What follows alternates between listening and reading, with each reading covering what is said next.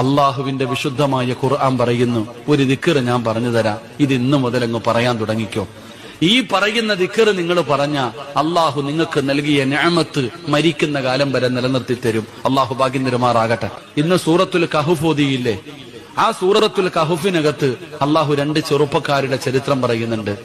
അതിനകത്ത് ഒരു ചെറുപ്പക്കാരൻ തന്റെ കൃഷിയിടം മുഴുവനും തന്റെ വിളവുകളൊക്കെ നഷ്ടപ്പെട്ടു പോയപ്പോ ഒരാളോട് പറയുന്നുണ്ട്, ഒറ്റ ദിക്ർ പറഞ്ഞിരുന്നെങ്കിൽ നിനക്കിത് നഷ്ടപ്പെടില്ലായിരുന്നു.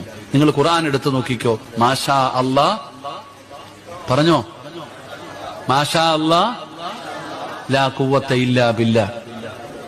ഒന്ന് പറഞ്ഞേ. അത് ഓട്ടോയുടെ പുറകിൽ എഴുതി വെക്കാനുള്ളതല്ല, വണ്ടിയുടെ പുറകിൽ എഴുതി വെക്കാനുള്ളതല്ല.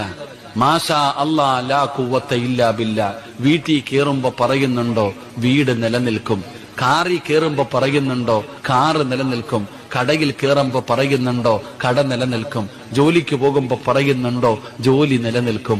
മാഷാ അല്ലാ ലാ ഖുവത ഇല്ലാ ബില്ലാ. അള്ളാഹു നൽകിയ നിഅമത്ത് അള്ളാഹു നിലനിർത്തി തരുമെന്ന് നബിയുനാ റസൂലുള്ളാഹി